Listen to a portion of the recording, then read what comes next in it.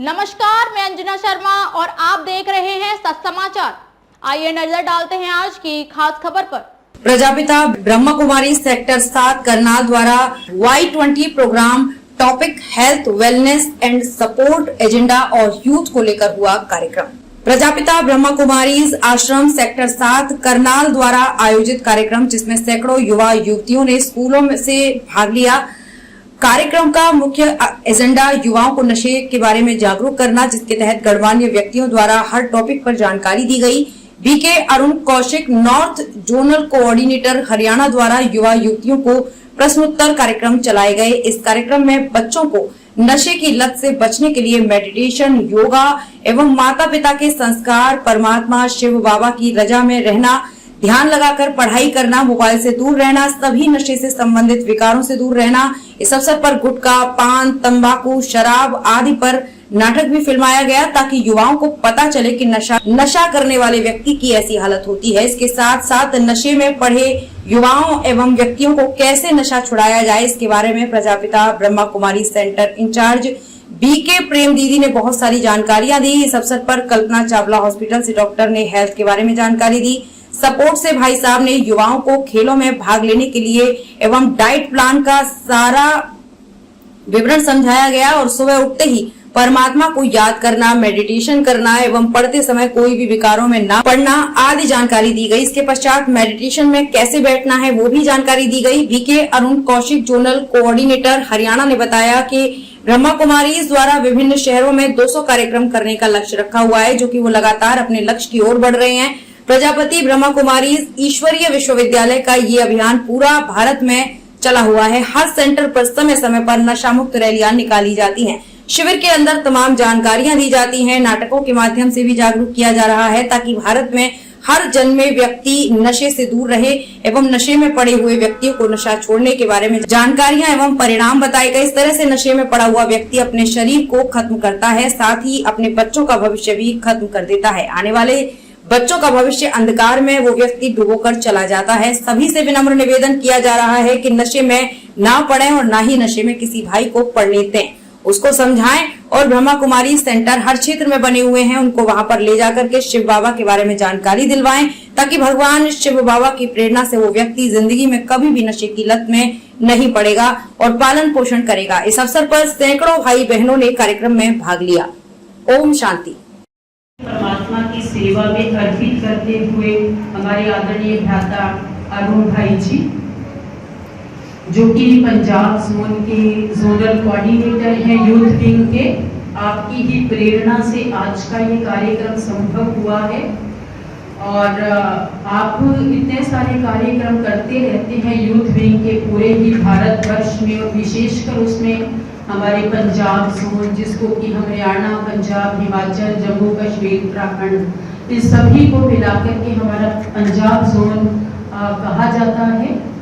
तो आप जोनल के कोऑर्डिनेटर होने के नाते इतने सारे प्रोग्राम्स करते हैं। हम यूथ विंग का कार्यक्रम करने का फर्स्ट एक्सपीरियंस है, इसलिए हमने ये प्रोग्राम संडे को ही यस कर दिया, अन्यथा हम वर्किंग डे में करते तो बहुत सारे स्टूडेंट्स और यूथ हमारे बीच में और ज्यादा संख्या में आते।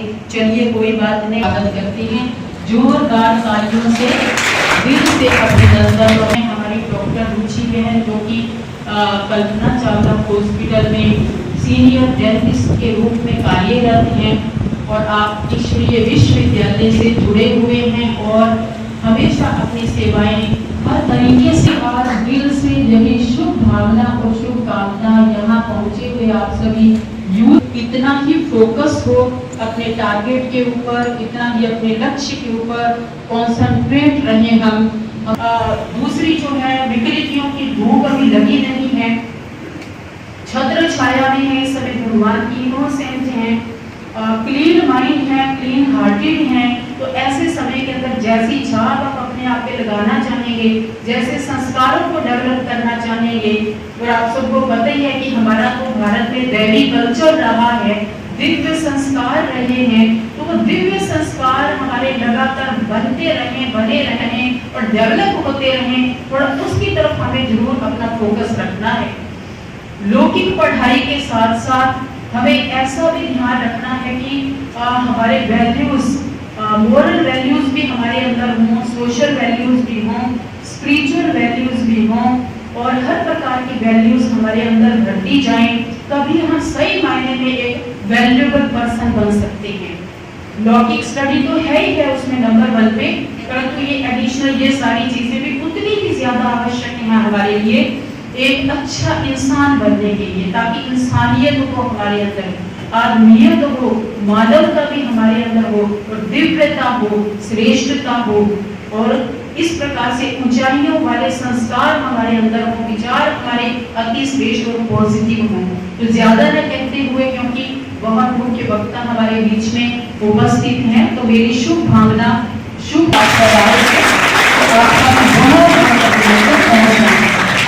सरकार के लोग भी उनके साथ गोल्डन पर्वत की तरह अपनी उंगली नहीं देंगे उसको उठाने के लिए। भारत को इस वर्ष G20 सारे विश्व का एक ग्रुप है जो सारे विश्व की इकोनॉमी को मैनेज करता है। भारत उसका मेंबर है, परंतु इस वर्ष उसको उसकी प्रेसिडेंसी मिली है और उसके अंतर्गत सारे भारत के अंदर बहुत से कार्यक्रम हो रहे हैं।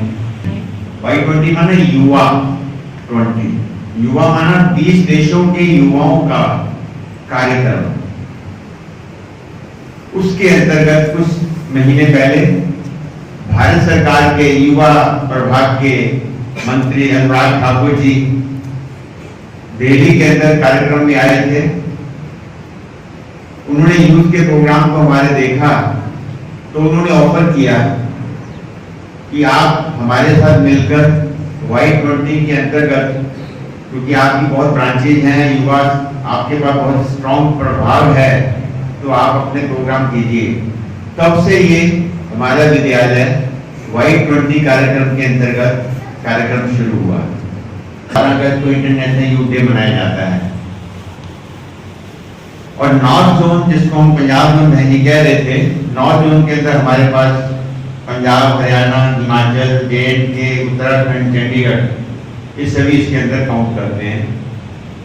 ये हमारा 9वां प्रोग्राम है इस जोन के अंदर। सबसे पहले कुरुक्षेत्र में हुआ था, हिसार के अंदर हुआ, फिर 3 प्रोग्राम हिमाचल के अंदर हुए, मंडी और जोगिंद्रनगर, और एक राजपुरा पंजाब के अंदर हुआ, अंबाला सिटी के अंदर हुआ। तो इस तरह से लगातार कार्यक्रम चल रहे हैं और सारे भारतवर्ष के अंदर 200 से ऊपर कार्यक्रम हम ऑर्गेनाइज करने जा रहे हैं। इसका एजेंडा आपने पढ़ा, नीचे लिखा हुआ हेल्थ, वेलबींग और स्पोर्ट्स, क्योंकि ये युवाओं का टॉपिक है।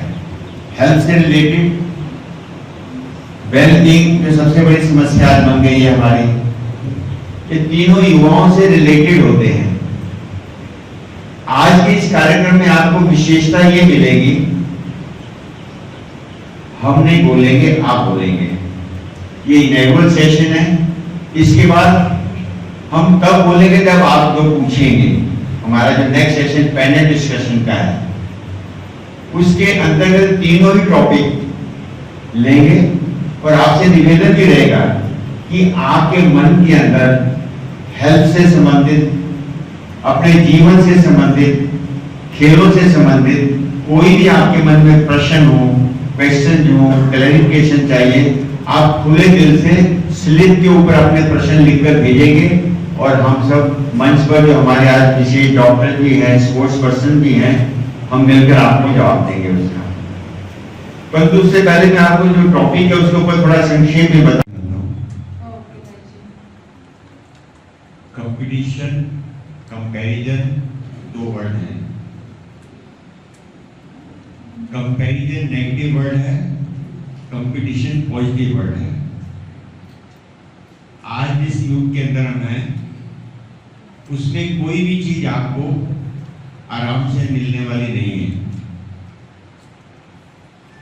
वो चीज ही क्या है जो मेहनत से ना मिले, वो प्राप्ति क्या है जिसके लिए हमें कुछ करना ना पड़े। दुनिया के अंदर जिनको हम किताबों में पढ़ते हैं, मेहनत करके उसको अचीव ना किया हो, जिन्होंने नहीं किया उनको तो पढ़ ही नहीं रहे, उनके बारे में तो हमें ज्ञान ही नहीं है। अब फैसला आपको ये करना है कि मुझे हायर चीज अचीव करनी है या जैसा मैं चल रहा हूँ वैसा ही चलना है। आपको कार का दरवाजा खोलने वाला बनना है या कार का दरवाजा खुलवाने वाला बनना है? खुलवाने वाला बनना तो कंपटीशन में आपको भाग लेना पड़ेगा। हाँ, कंपटीशन पास है जो आपको मेडिटेशन सीख बता रहे थे ना बहन जी। मेडिटेशन एक ऐसी कला है जो हमारे अंदर इतना एनर्जी लेवल बढ़ा देता है कि हम अपने कंपटीशन को कंपटीशन नहीं समझते, उसको गेम समझते हैं। छोटी सी उदाहरण के साथ मैं आपको बताऊंगा ताकि आप इसमें रिलैक्स हो जाए। कंपटीशन को हमें कैसे कवर करना होता है। मेंढकों की रेस हो रही थी, छोटे छोटे मेंढक थे, काफी हायर पोजीशन पे पहुंचना था और साइड में बड़े बड़े मेंढक क्या बोल रहे थे, अरे फर्स्ट तो एक ने आना है, काहे के लिए तुम मेहनत कर रहे हो, पानी भी नहीं रास्ते में मिलेगा, भूखे मर जाओगे, छोटे छोटे हो, तुम्हें तो भागना भी नहीं आता। 70% मेंढक सोच के बात तो ठीक है, फायदा क्या करने का, एक नहीं आना है, पहले जोर लगाए वो रुके। और पहुंचते पहुंचते लास्ट तक इतना बड़ा कंपटीशन था, तू वहां अकेला पहुंच गया, सारे बीच में रुके। ऐसी कौन सी एनर्जी थी तेरे पास? वो कहता क्या कहा, वो बहरा था। कहता जब तुम ताली बजा के ऐसे ऐसे कर रहे थे, मैं समझ कह रहे हैं शाबाश, और थोड़ा सा कर लो। कंपटीशन को ऐसे जीत सकेंगे। नेगेटिव सुनना बंद। कंपटीशन बाहर से नहीं आता, हमारे अंदर से आता है। जब बाहर से सुनते हैं ना, वो हमारे को इफेक्ट पड़ता है। जब बाहर का नहीं सुनेंगे, अपनी धुन के अंदर रहेंगे, 100% जो हमने सोचा है, जो मेरी कैपेबिलिटी है, उसको हम अचीव कर सकते हैं। डॉक्टर रुचि बहन से है कि मेरा संकल्प है, हेल्थ से रिलेटेड है, कि जो मुझे इन दिनों नींद आलस बहुत आती है, जबकि दिन की शुरुआत ही मेरी नींद से होती है, तो इसका क्या इलाज किया जाए? स्टेमिना लो होना आजकल, पहले प्रॉब्लम होती थी ओल्ड एज की, आजकल युवाओं को ये प्रॉब्लम बहुत ज़्यादा होती है कि स्टेमिना लो है। जो दो सबसे बड़े कारण हम लोग डे टू डे लाइफ में देखते हैं, जो लिटरेचर हम पढ़ते हैं उसमें आते हैं, क्योंकि ऐसा कोई बड़ी बीमारी नहीं है, ये मैं लेकर चल रही हूँ। तो पहला जो कारण है हमारी डाइट। हम लोग बाहर का खाना बहुत ज़्यादा खाने लगे हैं और बाहर के खाने में ट्रांस फैट होता है और उसके जंक फूड, यस, जिसको हम जंक फूड बोलते हैं, तो उसमें ट्रांस फैट होते हैं और उसके अंदर आर्टिफिशियल एडिटिव्स बहुत ज़्यादा होते हैं। हमारी जो ह्यूमन बॉडी है, it is not made for it. हम खाना क्यों खाते हैं? हम सोचते हैं हमें खाना इसलिए खाना है ताकि हमें टेस्टी लगे, पर टेस्ट सिर्फ टंग तक है।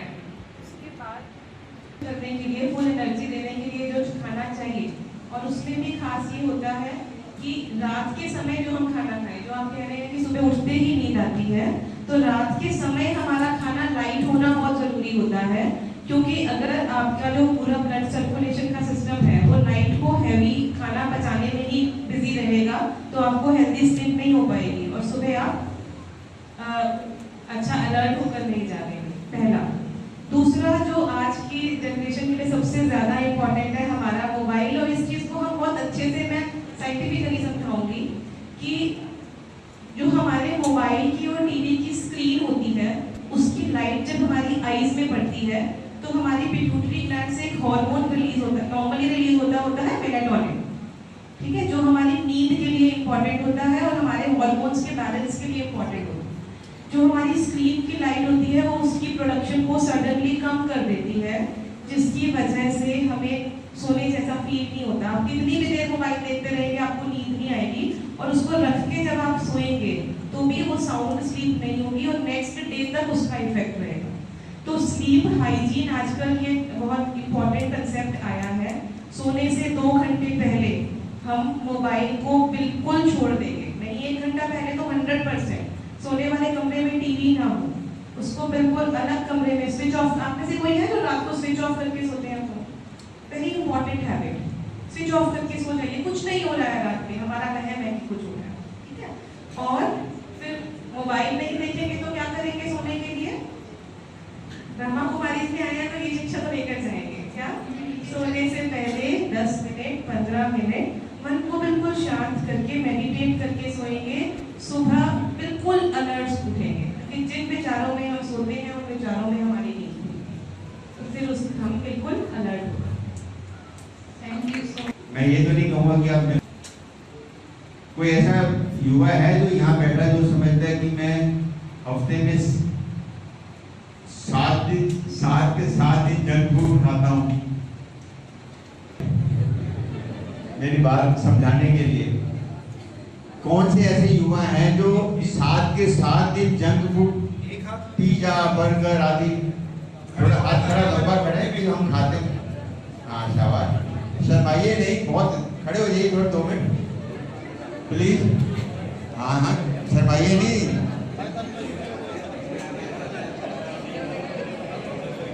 अच्छा, अब ध्यान से सुनिएगा, इनके लिए जोरदार ताली बजाइए। कारण क्या है ताली बजाने का? क्योंकि आने 10-15 साल में ये बहुत किसी ना किसी शारीरिक बीमारी के रोगी बनने वाले हैं,